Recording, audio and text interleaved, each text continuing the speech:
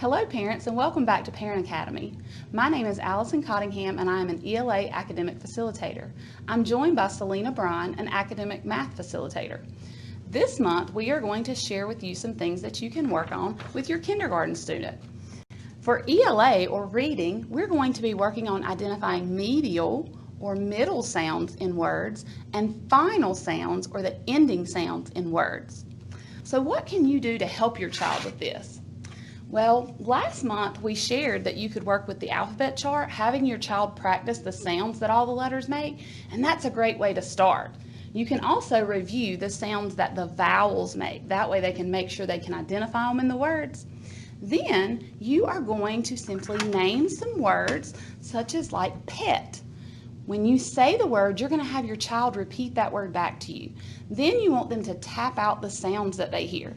They can tap out the sounds with their fingers. P, e, t.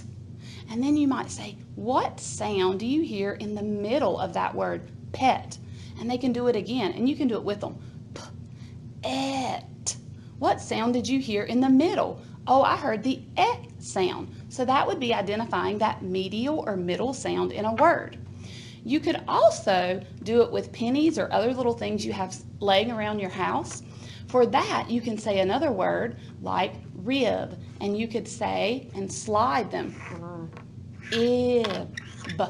What's the final sound you hear in the word rib? So do it again. Ib. I hear the b sound at the end of the word rib. So these are some skills that you can work on with your student this month for reading. All right, so during this month, your students will be working on understanding addition and subtraction within 10.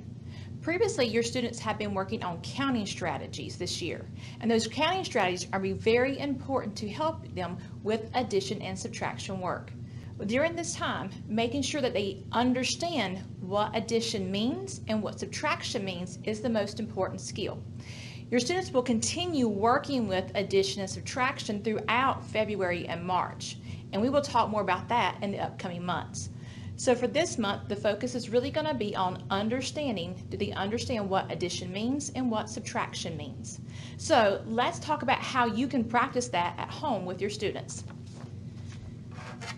When students are learning addition and subtraction, they will work with some story problems and some story situations.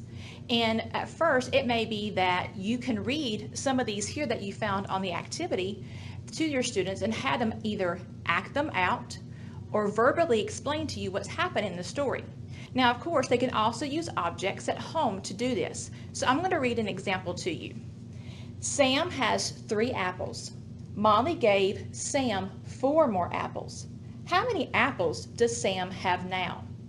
Now here I have some counters, and if you have other objects and things at home, you can use for this too. And ask your student to explain or model what happened in this situation, in the story problem.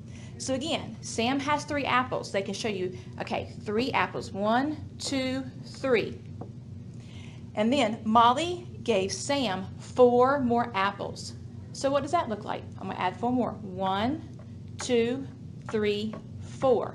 And then they're going to answer the question, how many apples does Sam have now? Now this is where your students can do a couple of things. When they are trying to figure out what the answer is, they can either count all of the counters they have there, and they may do that, and that's okay. 1, 2, 3, 4, 5, 6, 7. Or some may even start with the number 3 and then count on 3, 4, 5, 6, 7. So these are some ways that your students can work on just understanding what addition and subtraction is all about.